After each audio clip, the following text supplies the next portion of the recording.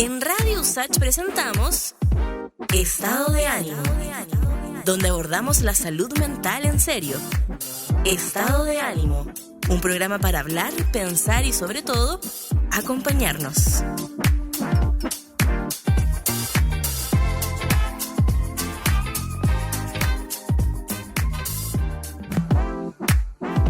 Hola, buenas tardes a todas y todos. Estamos aquí en otro programa de Estado de Ánimo con Julia Navarro y por aquí Nicolás Fernández comentando temas relacionados a la contingencia nacional, a la salud mental, a nuestras emociones, a la vida. Ya creo que tenemos temas para regalar. Vamos a tocar todos los temas acá porque parecen todos relevantes y todos tienen que ver también un poco con la salud mental. ¿Cómo está ahí, Julia? Bien, ¿y tú, Nicolás? Todo tiene que ver con la salud mental porque es lo que nos pasa, es lo que sentimos, y no solo del interior, que es lo que vamos a hablar precisamente hoy, que es un estado no solo interior, individual, un estado emocional que es cierto, individualizante, sino que también es social, es colectivo, tiene que ver con nuestro entorno, tiene que ver también con las cosas que pasan a nuestro alrededor, con nuestros seres cercanos, nuestros colegas, nuestros compañeros de trabajo, amistades, etcétera. Así que, ¿cómo estás tú? ¿Cómo va tu vida, tu familia? Bien, todo bien. Recuperado ya de mis vacaciones con mucho calor, sufriendo todavía el calor, así que estuve feliz cuando llovía, cuando estaba como más helado acá, pero ahora me persigue el calor. Parece que, no sé, este jueves va a ser como 30 grados. Sí. No, yo no sé qué voy a hacer en ese momento, pero algo haré. Sí, yo me acordé mucho de ti cuando vi el tiempo de este jueves y dije, Nicolás Fernández lo hizo de nuevo. Asqueroso. Y se trajo ese calor. Pero creo que caen unas gotitas el sábado. ¿Este sábado? Sí. No lo había visto. Vi el jueves que hacía mucho calor y ya me amurré. Te amurraste y mañana, sí, ¿no? Yo dije, pucha, ¿cómo no se revierte? Y como estamos el otro día, que fue un día muy de Concepción, que hubo sol, estuvo súper nublado, después llovió, después salió el sol de nuevo y todo el tema, parece que se viene bien tropical nuestra primavera. Bueno, siempre ha sido septiembre, octubre de esa manera, ¿o no? Como ¿sí? Últimas lluvias, días fríos, días calurosos. Sí. Pero como que había una lluvia, siento yo, que era la lluvia matapajarito, ¿no? Sí, matapajarito. Me acuerdo de la lluvia. Era como la lluvia, pero ahora es como una semanal igual. O quizá estamos ahí. Mira, mientras haga menos calor, yo feliz. Sí, totalmente. Igual. Oye, a propósito de lo que mencionabas al principio, el tema que vamos a estar tocando en este capítulo tiene que ver con la salud mental y las políticas públicas. ¿Qué tiene que ver la institucionalidad con la salud mental? Cómo la salud mental, como bien decías tú, muy elocuentemente, ¿no es cierto?, no tiene que ver solo con esto que siento yo, sino que también de repente tiene mucho que ver con las cosas que están pasando, con las políticas que se implementan, con la seguridad social. Al final, todo eso termina impactando también en cómo yo voy transitando mi vida, ¿no es cierto? Si uno pensara que la salud mental tiene mucho que ver como con el cómo me siento de alguna manera, ¿no? La otra vez estábamos como conversando precisamente a propósito de esto, y que de repente como que da lo mismo todas las condiciones que yo tenga materiales si es que estas no me hacen sentir bien, como, ¿no es cierto? Entonces depende mucho también de experiencias personales, pero de la historia, depende de los incentivos del Estado, de cuáles programas sociales se apoyan, cuáles no. Más hoy día, como en una presentación del presupuesto, por ejemplo, que también ha puesto muy en duda, porque venimos con una economía, por lo menos desde el Estado, desde poco presupuesto. ¿Cuáles son nuestras prioridades, por ejemplo? ¿Qué ideas uno piensa recortar y cuáles no? ¿No es cierto? Ahí uno habla un poco de cuáles son las prioridades que tenemos, por ejemplo, como Estado. Sí, sobre todo considerando que ya traemos varios capítulos, ¿no es cierto?, en donde hemos reiterado varias veces la importancia de el entorno, de que no siempre se trata de voluntad, no siempre se trata de el estado de ánimo de la persona, sino que también hay un estado de ánimo colectivo. Y de ahí que, cuando uno dice ya, pero si no se trata solo de mí, entonces ¿de quién? instituciones públicas, instituciones privadas, la sociedad y esta cuestión como poco efímera o poco tangible de la sociedad se va a hacer cargo, el Estado se hace cargo, ¿quiénes del Estado se hacen cargo? ¿Es parte del presupuesto? Yo venía pensando también, por ejemplo, cuando entran materias de género en el Estado, bueno, pero son materias de todos los ministerios, de todas las oficinas públicas. ¿Cómo se hace una política tan grande, tan amplia, que tiene que ver con diferentes estratos sociales, ¿no es cierto? Desde la infancia hasta la cuarta edad, quinta edad, quizás si se quiere. Bueno, tantos estratos que tienen que ver con la salud mental que de repente parece que es un iceberg enorme y solo estamos mirando la cara visible que parece ser una pequeña parte, y sobre todo a propósito, ahora que me alegro de todas las campañas que se han hecho en Metro a propósito de la prevención del suicidio. Hay harta cosita y nosotros adelantábamos ahí en el capítulo que tratamos eso, así que vamos eso a estar igual hablando sobre eso. Me ha tenido bien contenta eso. Sí. Oye, a propósito de lo que mencionabas, pensaba un poco como que precisamente de eso vamos a estar hablando hoy día, ¿no es cierto? Vamos a tener a Marcos Barraza en un ratito para presentarlo. Ahí vamos a presentar exactamente de lo que vamos a estar conversando hoy día con él, pero tiene que ver con precisamente cuál es el rol que cumplen el Estado, las otras personas, nuestros vínculos, nuestro lugar de trabajo, precisamente para proteger la salud mental. Han pasado, no solo, bueno, uno de los puntos importantes y que ha relevado harto, el tema de la salud mental tiene que ver con por persona en la vía, ¿no es cierto? Sí. En el metro. Pero también han pasado algunas cosas, ¿no es cierto? Se inauguró un COSAM hace poquito, vamos a estar conversando también de eso junto a Marcos, pero también cuál es la voluntad que tenemos de avanzar en esto. Si no me equivoco, en el primer gobierno de Bachelet o en el segundo, chucha, ya me equivoqué, o sea, no recuerdo, se implementó una política, o sea, un enfoque que tenía que ver con salud en todas las políticas, ¿ya? Yeah. Entonces uno pensaría que todas las políticas tienen que tener un enfoque en salud porque repercuten en la salud. Y algo que a mí me gustaría poder ver es salud mental en todas las políticas. Por ejemplo, si hacemos una casa o una vivienda social, uno tendría que pensar cuántos metros cuadrados tiene que tener para que sea saludable mentalmente poder habitar ese espacio, ¿no es cierto? Claro. Entonces yo creo que hay distintas formas que uno podría estar pensando, no solo en la producción, no solo en cuánto cuesta, sino también en el costo que tiene tener poco bienestar, que eso Claro. también es algo que cuesta mucho, y cuesta mucha plata, y cuesta muchas vidas, y cuesta mucha experiencia, como la vida, ¿no es cierto? Vivir sufriendo algo muy, muy duro. Además que me tomo de lo que dice, no da lo mismo que política se implementa, ¿no? Porque No. como ya estamos hablando de enfoques ideológicos, de costos asociados, de valor, qué tipo de dignidad también le vamos a dar ese enfoque. Si la labor de cuidados, cómo se ha entendido el rol del Estado, por ejemplo. No da lo mismo una política más liberal que una más social, que tiene quizás una experiencia más concreta en el término de la dignidad. Hay un costo también en las democracias liberales, donde se le arroja mucha influencia al poder del individuo, pero el individuo, cuando no está siendo como apoyado en ese rol, bueno, aparecen las crisis, ¿no? Y en esas Totalmente. crisis es donde quizá es bueno entender que no da lo mismo qué tipo de política pública o política social se logra implementar, bajo qué ideología, bajo qué gobiernos, bajo qué proyecto. Sí. No da lo mismo, ¿no? No da lo mismo, y vamos a estar conversando de esto en algunos minutos con Marcos Barraza. Así que vamos a un breve corte, llenamos nuestras tazas de café y seguimos con esta conversación. Escuchas Estado de Ánimo, un programa donde hablamos de salud mental en serio.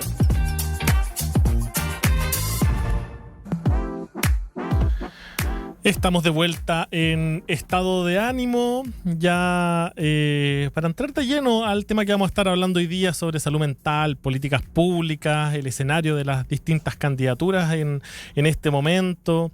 Estamos en un momento álgido en donde las posiciones también se tensan, aparecen propuestas, aparecen ideas, y uno podría pensar también que las propuestas que aparecen, o lo que se le propone a Chile de alguna manera, también es lo que tienen que determinar los chilenos, es cuáles son las prioridades de aquí en adelante. Y para eso tenemos a Marcos Barraza, psicólogo, militante del Partido Comunista, ex subsecretario de Previsión Social, ex ministro de Desarrollo Social durante el segundo gobierno de Michelle Bachelet, además convencional constituyente, académico universitario, ex decano, si no me equivoco, de la facultad, director de la Escuela de Psicología. Director de la Escuela de Psicología de aquí mismo, de nuestra casa de la USACH, y actualmente candidato a diputado por el Distrito 8 de la región metropolitana. Un distrito bien grande, ¿ah? Oye, muy grande. Es enorme. Lo estaba viendo el otro día y yo decía, pero ¿cómo es tan grande este? Es como Chile. Es como Chile porque va de sur a norte. Tiene zonas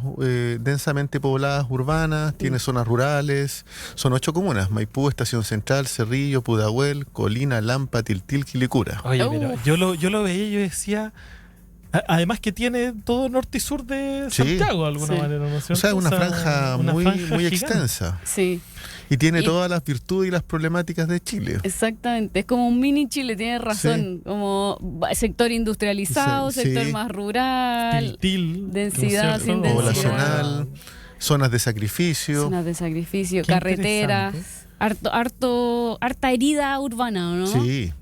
Bueno, cuando estuvimos pensando en este programa siempre hablamos de harta política, hablamos de la coyuntura, y cuando estuvimos pensando en quién podíamos invitar a propósito de conversar sobre salud mental y sobre el escenario actual de lo que estamos viviendo, cayó tu nombre de cajón, Marcos, pensando en tu trayectoria, pero también, ¿no es cierto?, las propuestas que tú tenés también para hoy día. Me imagino que también dentro de presentarse a diputado tiene que ver con una propuesta también, ¿no es cierto? Con una visión de país. Con una visión de país, más pensando en un distrito como este, como lo hablamos recién, sobre cómo se configura de alguna manera como una expresión de Chile. Pero además... yo hago clases en Alberto Hurtado y hago un ramo que se llama Psicología Social, y ahí analizamos varios textos de autores.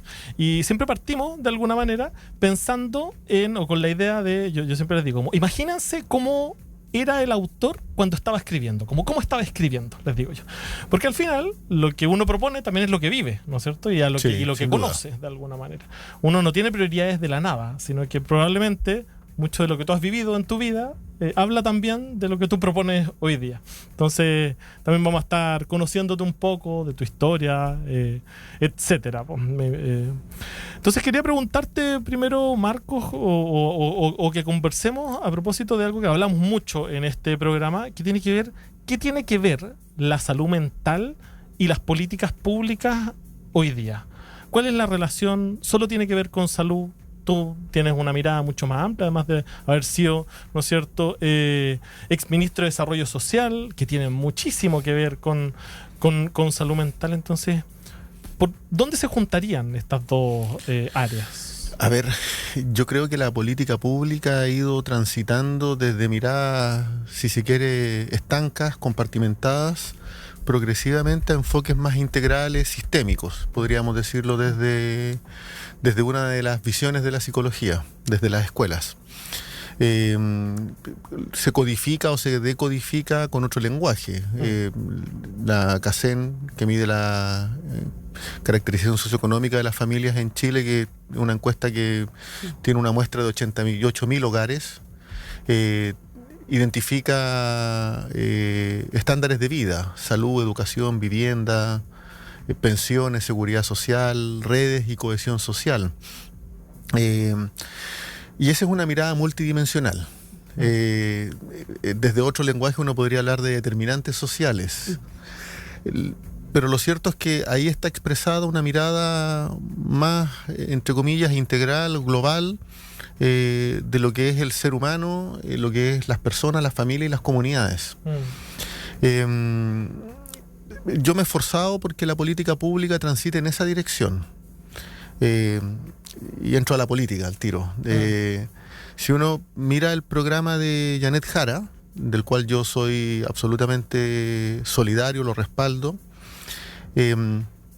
enfatiza ingresos, empleo decente, crecimiento económico con redistribución, empleo formal, ingreso vital de 750.000 pesos, que hoy día está en 529.000. Sí. Por otro lado, enfatiza derecho a la salud, donde la salud mental juega un componente determinante de la propuesta de Janet Jara. Los agobios y las problemáticas invisibilizadas son una constante. Y la política pública tiene que hacerse cargo de eso. Vivienda, un derecho, digamos, constante en la sociedad chilena. La propuesta son 260.000 viviendas en el próximo periodo presidencial. Y seguridad pública, a propósito del derecho a la protección, a sentirse tranquilo, a vivir tranquilo.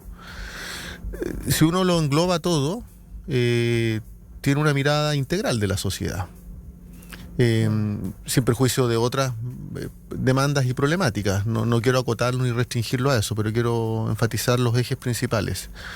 Esos ejes principales dan cuenta de preocupaciones ciudadanas, tensiones ciudadanas, demandas irresueltas. Visto así, es evidente que esas tensiones van generando agobios, y esos agobios se traducen en niveles de estrés altísimos. No necesariamente en patologías, pero sí en conflictos en la esfera emocional que claramente la ciudadanía está más sensible a despejarlos, a abordarlos. La política pública ha ido transitando en abordar las subjetividades, pero le falta mucho todavía. El día de ayer se inauguró el COSAM de Maipú, lo de Errázuriz. Yo fui a hacer un video ahí y me encontré con harta gente que estaba expectante, que transitaba, lo veía y se alegraba. Porque es una demanda de larga data. Pues bien, la política pública tiene que reforzar su componente en materia de salud mental. Tiene que hacerse cargo de manera más enfática. Mi impresión es que desde la pandemia en adelante los conflictos en la esfera emocional se han ido intensificando. Sí, eso dice la epidemiología, por lo menos dice claro. Eso. Y dice que o se han ido identificando o también lo estamos hablando mucho más, que en cualquiera de las dos áreas. Se problematiza mucho más. Son algo que parece que corresponde al área de la política pública, ¿no es cierto? Sí, sin duda. Es un componente activo de la política pública. Considerando que la política pública tiene que hacerse cargo de vivencias distintas, de pluralidades. Los conflictos de los niños y las niñas son tan relevantes como de los adultos mayores, de las mujeres o de las neurodivergencias, por nombrar universos sociales donde la política pública tiene que enfatizar su enfoque de derecho. Y en enfatizar su enfoque de derecho es hacerse cargo desde las prestaciones sociales.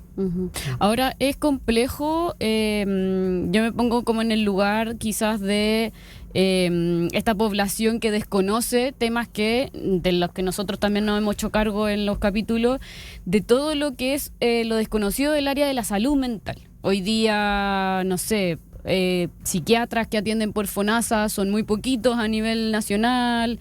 La gente también, todavía quedan generaciones completas que rehuyen de no solo una terapia psicológica, menos todavía medicarse con algún psiquiatra o diagnosticarse alguna situación.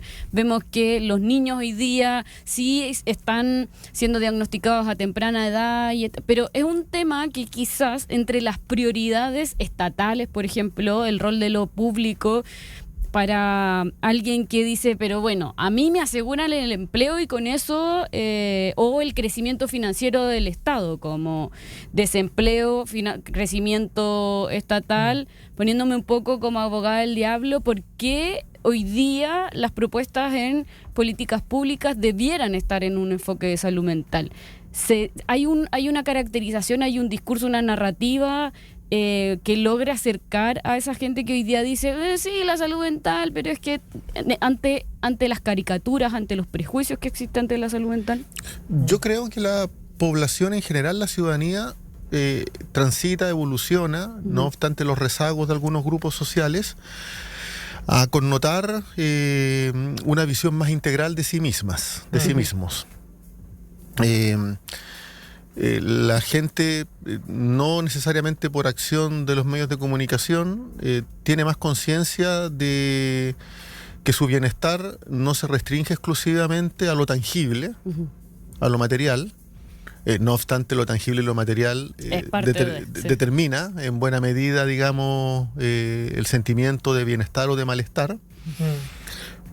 Pero también, así como lo tangible y lo material tiene una influencia importante, la ciudadanía también tiene claro que los agobios de la vida contemporánea son muchísimos. Y tiene claridad, creo yo, de que las políticas públicas, no obstante los avances, siguen siendo insuficientes en dar respuesta oportuna y eficaz. Si uno hace un contraste, por ejemplo, es muy frecuente la queja justa y legítima de un usuario, de una usuaria del sistema público de salud, en el caso de la salud mental, que tiene métricas de atención muy restringidas, de 15 a 20 minutos en una sesión, con un psicólogo o un psiquiatra, versus los 45 minutos al menos o la hora que se destina en una atención en el sector privado. Sí, totalmente. Entonces esa es una manifestación de rezago, de insuficiencia de la política pública. Lo mismo cuando en un COSAN existe un psiquiatra y no los 6 que debiesen existir. Eso lesiona la calidad de la atención en salud mental.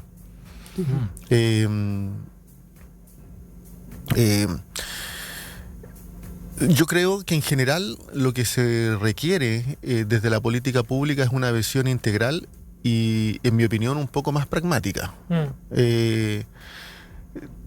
Un COSAN puede hacer psicoterapia y puede hacer diagnóstico, pero un CEFAM solo puede hacer diagnóstico y no psicoterapia.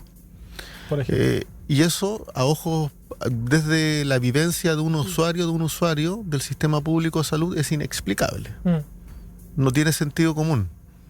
Entonces, las prácticas en salud mental tienen que situarse en el contexto donde están. Y si hay carencias, hay que resolver esas carencias. Quiero comentarte eso porque me parece algo súper interesante, de lo que yo estoy súper de acuerdo, ¿no es cierto? De que uno debería poder aumentar la resolutividad de la atención primaria. Es decir, que si yo tengo cualquier problema de salud mental que pueda ser abordado en la atención primaria, sea abordado ahí y no en otro nivel, ¿no es cierto? Bueno, yo parte de mis pegas es precisamente trabajar en eso, y un conflicto que uno puede encontrar precisamente en ese sentido es no solo una resistencia institucional en términos que se apoye, que se financie, etcétera, sino también una resistencia en términos de la salud de los prestadores de salud, en particular médicos, por ejemplo, ¿no es cierto? En donde tenemos una formación de los médicos que excluye la salud mental, ¿no es cierto? Es como si un médico general pudiese ver todos los temas de salud que existen, pero en particular salud mental no es cierto? Como que fuese algo que está como poco manejado, como que este poco acercamiento es cultural en todos los sentidos, ¿no es cierto? Hasta dentro de la misma medicina. Yo no pensaría que eso es algo en lo que uno podría avanzar, ¿no es cierto? De que la mirada integral, que no sea solo biomédica, sino que una salud vista desde una mirada mucho más biopsicosocial, puede ayudar a resolver los problemas de la gente en todos los niveles. Como si me tuerzo un tobillo en la calle, pero también tengo un problema, como un duelo, por ejemplo, que no estoy pudiendo resolver. Yo, abordando la reflexión que tú haces, yo creo que aún la política pública en el campo de la salud mental es muy declarativa respecto del enfoque biopsicosocial. Sí, totalmente. Y es poco transversalizada en los hechos. la salud mental se compartimenta, se excluye de la mirada integral de la salud pública. Y se debate, o sea, las buenas prácticas, las recomendaciones técnicas probablemente incluyen el enfoque biopsicosocial, pero desde el punto de vista del ejercicio de la atención, de la prestación, aún queda mucho por desarrollar. Sí, y ahí, por ejemplo, la mirada más integral en el sentido del ejercicio de las prestaciones, por ejemplo, el vínculo entre el Ministerio de Salud y el Ministerio de Desarrollo Social, ¿no es cierto?, termina siendo súper relevante, ¿ya? Ahora, pensando en la salud más integral. Ahora, el Estado de Chile, y pensando quién diseña la política pública, tiene una lógica muy segmentada y separada entre los diferentes ministerios. La intersectorialidad, que son básicamente manifestaciones de política pública concreta para efectos de vincular salud con trabajo, con Ministerio de Desarrollo Social, con Ministerio de la Mujer, por nombrar, se enfrenta con leyes orgánicas que tienen ámbitos de acción excesivamente compartimentados y delimitados. Un ejemplo virtuoso de política pública integral, desde el punto de vista de quien la diseña, es el Chile Crece Contigo. Claro. Sí. Porque el Chile Crece Contigo tiene una rectoría diferenciada respecto de la práctica y del diseño, pero tiene coberturas compartidas. Por eso es tan efectivo en términos de prevención y abordaje oportuno de vulneración de derechos y estímulos eficaces. Pero eso es una excepción, no es una regla general en la política pública. La política pública tiende a la segmentación de las prestaciones y del diseño. No obstante la declaración. Sí. Oye, solo quería mencionar a propósito de lo que mencionabas del Chile Crece Contigo, qué importante la señal del presidente con el Meitai del Chile Crece Contigo. El portero, es muy ¿no potente. es cierto? O sea, decir, esto funciona, ¿no es cierto? Funciona a toda escala. Sí, es impresionante. Perdón, Julia, te interrumpí una vez más. No te preocupes, no te preocupes. Estaba pensando en el desafío igual de un Estado moderno. Yo creo que acá a todos nos llama la atención que urge modernizar un Estado. Estamos lejos de quizás hablar de un Estado de bienestar, pero también quedan en la narrativa, en el relato, el por qué el Estado debiese hacerse cargo de estas tareas, estas urgencias. ¿Es el Estado, son las instituciones privadas? ¿El por qué? ¿Por qué estas prioridades hoy para el Estado y no a nivel individual? Estoy pensando también en los libros que voy a recomendar, por ejemplo, la labor de cuidados, que tiene diferentes dimensiones, y solo a propósito de la creación del Ministerio de la Mujer se han ido valorizando y visibilizando cuestiones que antes el capital lo tenía invisibilizado por propio provecho, ¿no? Como... Voy a complementar solo para precisar, pensando en que está de candidato hoy día para el Distrito 8, ¿por qué el Estado en estas comunas, por ejemplo? Uno piensa, ¿por qué en estas comunas uno necesitaría un Estado que se haga cargo de algo? Como... A ver, yo, antes de abordarlo, ¿por qué en estas comunas? Yo quiero hacer una reflexión. A mí me parece que no obstante los malos resultados del proceso constituyente 1 y luego los malos resultados del proceso constituyente 2, la pertinencia, la legitimidad de que Chile se convierta en un Estado democrático y social de derecho sigue teniendo vigencia. Sí.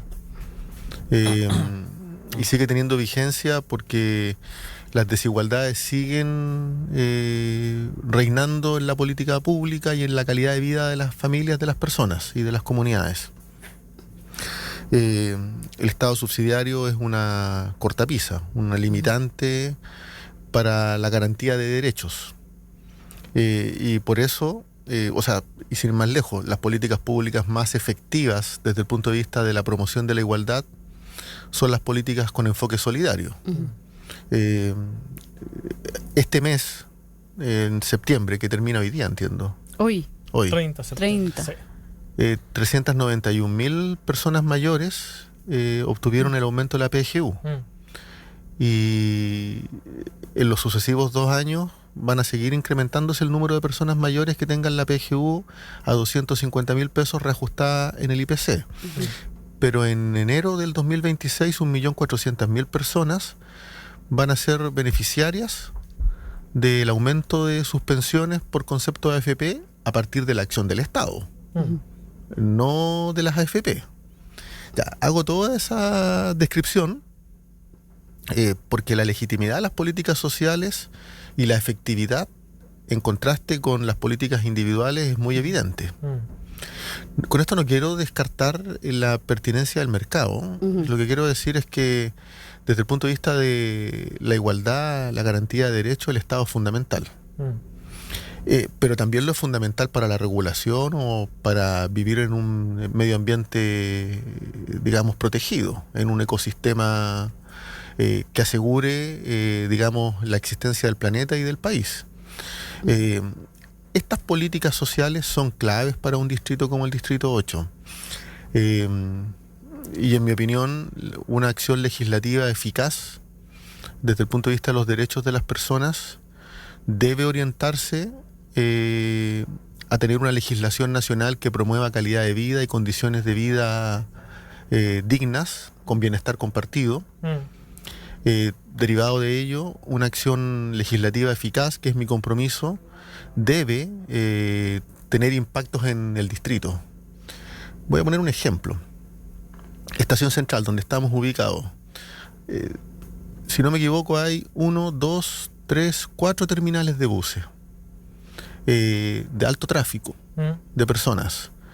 Son terminales de buses que sirven a la totalidad de la región, no solo a los habitantes de Estación Central. Sí, totalmente. Pero el municipio de Estación Central, cuando tiene que postular un proyecto, tiene que hacer competir el bienestar de los habitantes de la comuna con un equipamiento público, por ejemplo, versus el equipamiento del conjunto de la región.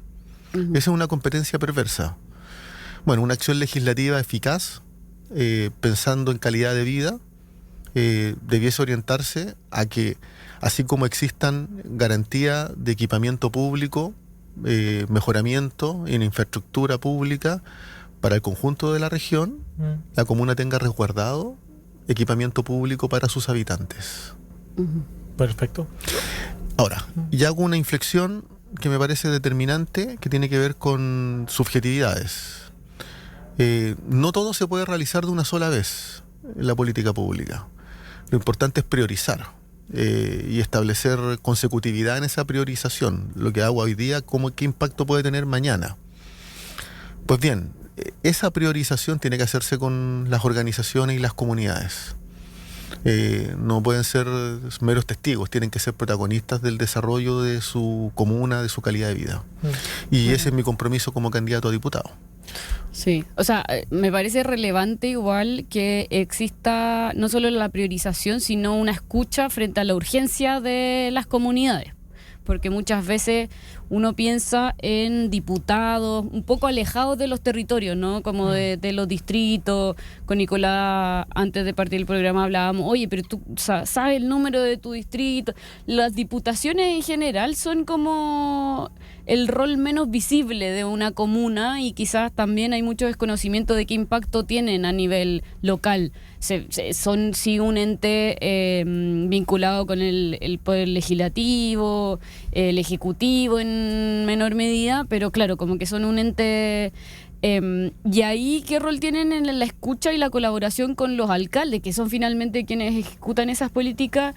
¿Y qué rol, o si se puede avanzar en ese rol de una política pública que escuche a la comunidad, para que hay una prioridad ahí, hay una vinculación necesaria, no es tan urgente? A ver, yo creo que lo ideal es que la institucionalidad política contemple mecanismos de participación de escucha activa. Y eso se traduce en iniciativa de legislación popular, entre otros, o mecanismos de deliberación en los presupuestos del Estado. Me parece que no todo, pero un porcentaje debiese tener deliberación social y popular. Ahora, sin perjuicio de que la normativa tiene que contemplarlo, también la voluntad de quien representa al conjunto de la ciudadanía es clave. Claro, absolutamente. Y mi voluntad, por eso enfatizaba esto de que las prioridades tienen que ser determinadas con el conjunto de las organizaciones, de las comunidades, es fundamental. Un parlamentario, por ley, y especialmente un diputado o una diputada, tiene atribuciones para legislar, es decir, para aprobar leyes, incidir en la aprobación de leyes, y tiene atribuciones de fiscalización en el sector público principalmente. Pues bien,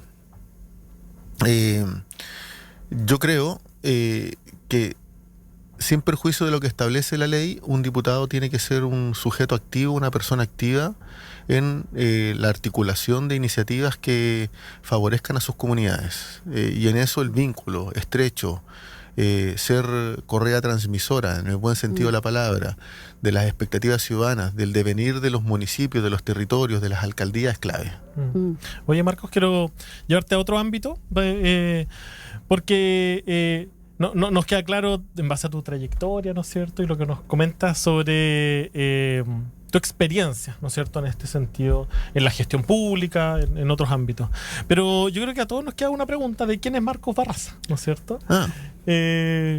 Porque te conocemos como subsecretario de Previsión Social, te conocemos como exministro de Desarrollo Social, te conocemos también como convencional, etcétera. Pero quería preguntarte un poco sobre tu biografía, porque es algo que yo y me parece que la Julia también desconocemos un poco, y que más hoy día, por ejemplo, lo que tienen las redes sociales es que terminan acercando mucho a la gente, ¿no es cierto? Que no encontramos de Marcos Barraza en Wikipedia. Como que uno tiende a pensar hoy día que la cara o las personas están mucho más cerca con las redes sociales, como que podemos ver, no sé, cuando están yendo a comprar, ¿no es cierto?, como cosas así. Para bien. Entonces, y para mal. Quería preguntarte un poco sobre tu biografía, no sé, dónde naciste, cuál fue tu acercamiento a la política, por qué decidiste en un momento dedicarte a algo tan duro como lo es dedicarse a estar vinculado, ¿no es cierto? No a dedicarse solo a la política, sino a estar vinculado de repente a escenarios que hoy día son tan duros de repente como esto. A ver, mira, yo nací en Pedro de Valdivia, en una salitrera que ya no existe, o sea que es monumento histórico, la penúltima salitrera que desapareció el año 89, y queda solo María Elena como salitrera. Esto en Antofagasta. Yo nací el 73, nací 6 meses antes del golpe, y mi papá era dirigente del Partido Comunista. Bueno, yo soy 4ª generación de familia comunista. ¿Esto es como febrero, más o menos? No, en marzo. En marzo. Y mi papá cayó preso el 74. Estuvo entre detención y relegación como hasta el 77 privado de libertad. Cayó con un conjunto de militantes de las Juventudes Comunistas en Antofagasta. Figura en el informe Valech como prisionero político y torturado. Y mi mamá cayó presa el 80. También prisionera política torturada. Pero un niño. Yo era niño y estuvo relegada en Laja, desde Antofagasta a Laja. Entonces no viví parte importante de mi familia, de mi infancia con mis padres. Más bien tuve el apoyo de la familia materna y la familia paterna. Tíos. Tías, tíos. De hecho, el año 86 yo me traslado con mi mamá a vivir a Maipú, y me acoge mi tía materna, una de las hermanas de mi mamá, que me dio estabilidad a propósito de las ausencias. Claro. De conflictos por ausencia, por dolores familiares. Creo que en buena medida eso explica por qué estudié psicología. Claro. Y por qué me especialicé en infanto juvenil y después en psicología forense. ¿Fue algo que pensaste en esos momentos o es una lectura que tú haces después? La hago después, a propósito de resignificar experiencias de vida. Y para mí fue natural ingresar en el Liceo Municipal de Maipú, donde estudié toda mi media, y después en los H, pero ingresar a las Juventudes Comunistas a los 13 años. Me hice dirigente del centro alumno. He destinado una vida a las luchas sociales. ¿Puedo preguntar qué te impulsó? Porque uno diría, desde una herida quizás, un desamparo, no se transmitió algo así desde la militancia, digo. ¿Qué fue lo que te impulsó? Claro, así como el decir, ¿cómo le pasó esto a mis papás? Yo me alejo, claro, sí. O sea, los periodos de infancia que no viví ni con mi padre ni con mi madre, mi madre ya falleció, mi papá teníamos un vínculo privilegiado, lo mismo que tenía con mi mamá. A mí nunca me movilizaron al resentimiento, muy por el contrario, al orgullo. Ambos fueron luchadores contra la dictadura y de la resistencia del partido. Y más bien me sentía interpretado por su conducta ética. Claro. Y por eso cuando entré a la Jota lo hice con voluntad. Fui desplegando una vida en esa dirección. Después en la USACH me hice presidente de la Federación de Estudiantes. Fui parte, o sea, los conflictos, o sea, el estatuto orgánico que hoy día existe se inicia en las movilizaciones del año 97, 96, cuando Janet era presidente, yo secretario de Finanzas y luego yo presidente, el año siguiente, el 98. Contemporáneos totales. Sí. Sí, y parte de un mismo proyecto. ¿Puedo preguntarte a propósito de eso, cómo es haber estado en un momento como ese, por ejemplo, ¿no es cierto? En un momento de dirigencia estudiantil y hoy día mirar 27 años después, más o menos, no sé, 27 años después. No me mire a mí, que yo con los números no. 27 años después estar en este momento, o sea, con esa expresidenta de tu federación, ¿no es cierto?, como candidata a la presidencia. Es bonito. Es bonito. Se mira con orgullo, con optimismo, con la convicción de que lo que se ha hecho ha sido en la dirección correcta. El año pasado a mí me invitó la universidad a la promulgación del Estatuto Orgánico, al acto que se realizó en la Rectoría, en un acto masivo. Ver que el Estatuto Orgánico que se inició la discusión en el año 97 con el claustro triestamental haya concluido en este Estatuto Orgánico después de 2 décadas de debate, es altamente emotivo. Claro. Y da cuenta de que la política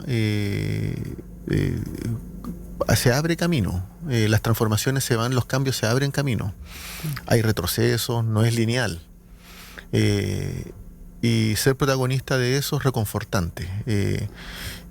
Yo creo que la ciudadanía reconoce eso en Janet principalmente, en que ha sido una voz consistente en el tiempo.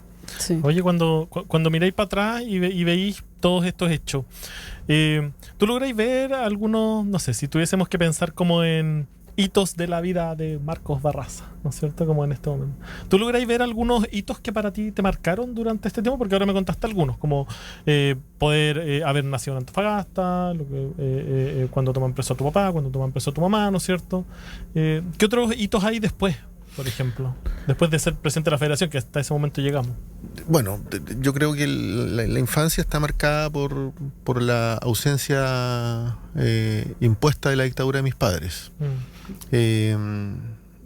Creo que mi paso por la USACH es fundamental. Como estudiante, mi paso por la dirigencia estudiantil de la USACH es muy relevante, mi formación académica.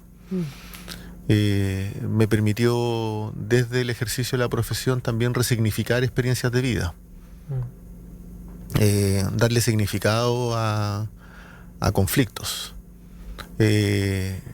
Creo que mi paso en mi experiencia como psicólogo forense infanto-juvenil es muy relevante en mi biografía. Contribuir a la reparación para mí es un orgullo. Y ciertamente que el haber sido parte del gobierno de la presidenta Bachelet, como ministro de Desarrollo Social, primero como subsecretario y ministro, es muy importante. Y haber vuelto a la USACH como académico también es muy relevante.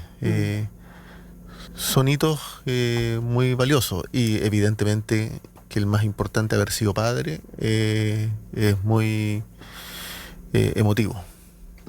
¿Hijos cuántos tienes? Tengo una hija de 9 años. Una hija nueva.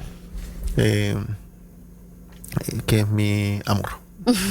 Oye, ¿cómo se acerca ella a la historia de sus abuelos, por ejemplo?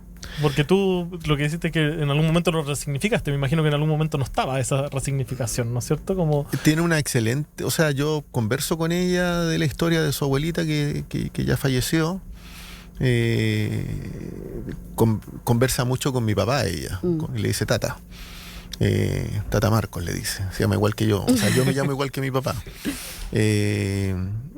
Y tienen un vínculo de mucho afecto, de mucho cariño. Y ella, conversamos permanentemente de nuestras historias de vida, en clave de infancia, ciertamente. Claro.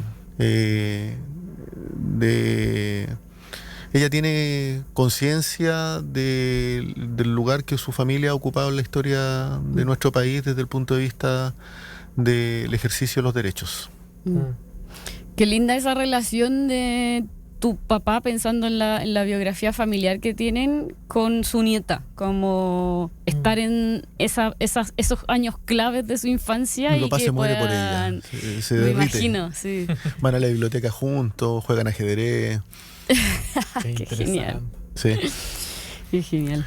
Oye, qué interesante esta conversación, y qué importante conocer también a los candidatos, a las candidatas, ¿no es cierto?, en estas esferas de por qué hacen lo que hacen, porque me imagino Sí.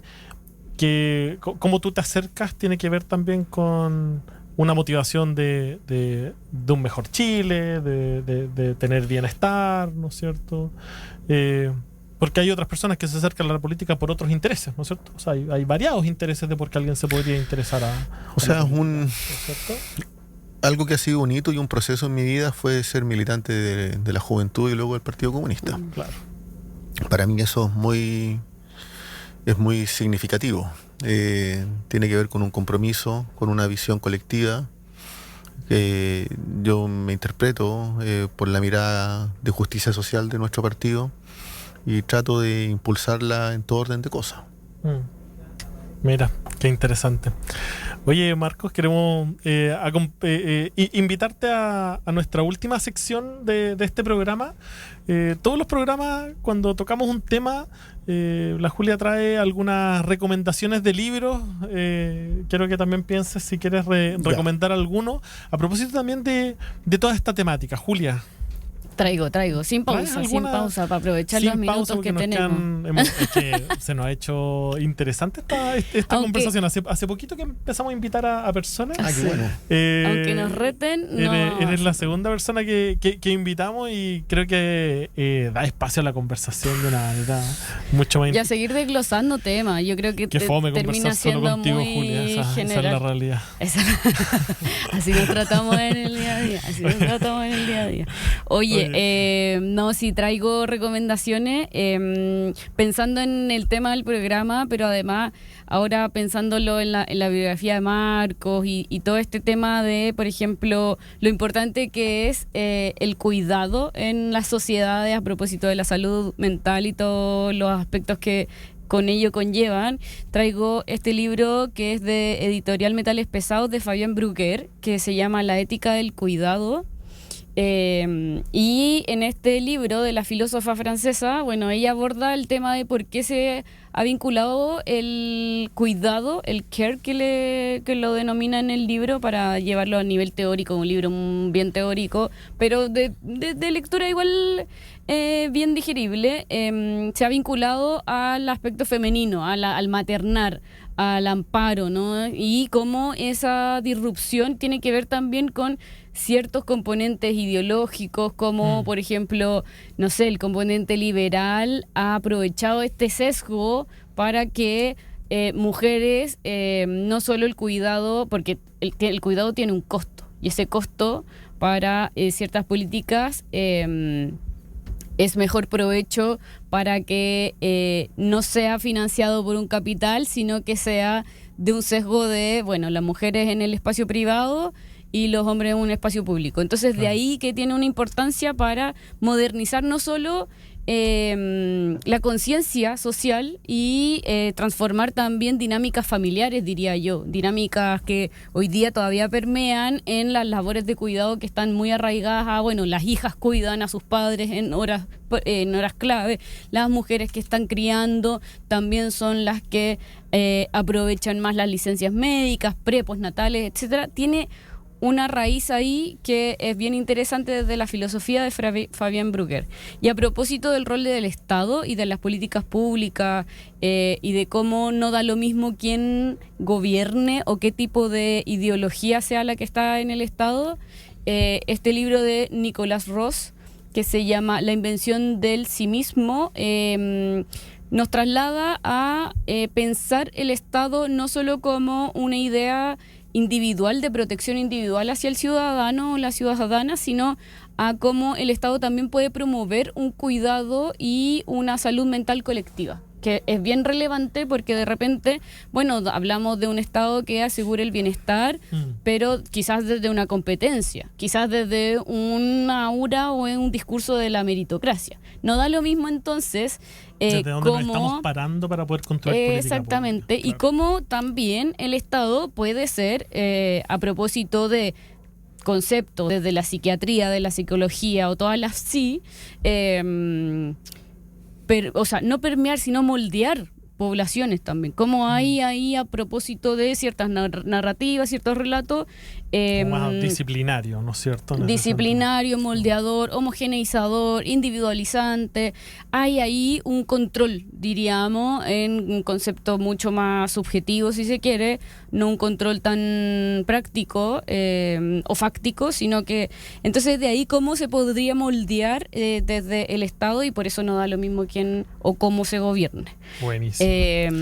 Marco, ¿tienes algún libro en tu mesita de luz, en el velador actualmente que te esté...? Tengo varios, no todos concluidos en lectura. Perfecto. Estaba pensando que retomé, porque lo empecé en enero, después lo dejé de lado y ahora lo retomé, Tecnofeudalismo, de Yanis Varoufakis. Sí. Lo estoy retomando. Una visión del neoliberalismo es buena actualizada. Lectura. Sí. De las derivas del mercado. Sí. Es muy buen libro ese. Oye, estoy seguro que tenemos hartos libros para poder recomendar. Ahí en el Instagram de J Navarro con una P final pueden encontrar todas las recomendaciones que va a hacer la Julia a propósito de esto. Antes de irnos, Marcos, quería saber si no se nos había quedado algo en el tintero, algo chiquitito, si querías aprovechar también este espacio para hablarle, no sé, a la gente del distrito al cual tú estás postulando, si querías dejar algún mensaje final en estos 30 segundos que quedan del programa. Sí, ya en un registro más político, menos vivencial. Lo otro también es político, porque las biografías marcan y determinan en buena medida, pero yo creo que Chile está en una situación de inflexión, producto de las insuficiencias del sistema político. Las frustraciones se han acrecentado y son las frustraciones de las cuales la extrema derecha se apodera, a propósito de los miedos, y por lo mismo estamos bajo el riesgo de que se debiliten derechos importantes que han sido frutos de procesos largos, de luchas sociales. Yo creo que la candidatura de Janet Jara busca continuar en la senda de los cambios y de la estabilidad y la gobernabilidad, darle certidumbre a la ciudadanía. Por eso es tan relevante, digamos, salir de la zona de confort e ir a disputar ideas, a persuadir la conversación pública. Recién hablábamos hace un ratito de la escucha activa. Janet hizo un despliegue, una gira Soluciones para Chile, que contempló escucha activa en todas las regiones del país, con más de 3.000 personas, pero no con los convencidos, sino que con muchas organizaciones que no están de acuerdo o lisa y llanamente tienen dudas. Pues bien, ese diálogo, salirse de la zona de confort y dialogar con quien piensa distinto es clave. Totalmente. En un país que vive lo que vive. Ujú. Pero también es clave retomar una senda de cambios. Por eso el programa de gobierno acentúa cambios tangibles, que no necesariamente pasan por lo legislativo, aunque lo legislativo es fundamental. Perfecto. Y en eso, así como es muy, muy relevante lograr que Janet llegue a la presidencia del país, también es muy determinante tener un Congreso afín. Por eso, que apoye las iniciativas de la futura presidenta. Por eso yo soy candidato por el Distrito 8, porque estoy convencido de que hay que implementar el programa de cambios que Janet estaba proponiendo. Muy importante lo que menciona Marcos, sin un Congreso hoy día no se gobierna de ninguna manera. Muchos desafíos. Oye, Despedimos este programa, ¿no? Despedimos este programa. Muchas gracias, Marcos, por la conversación. Estuvo muy interesante, así que les invitamos a revisar este programa y los otros que hemos tenido anteriormente por Spotify o por YouTube. Y nos vemos entonces el próximo martes por Radio Sach. Cuídense. Muchas gracias, Marcos. Gracias, Julia. Gracias, Nico. Muchas gracias. Chau, chau. Aquí finaliza Estado de Ánimo, un programa para hablar, pensar y sobre todo acompañarnos. Estado de Ánimo. Radio Sach, nuevas voces, nuevas formas de escucharnos.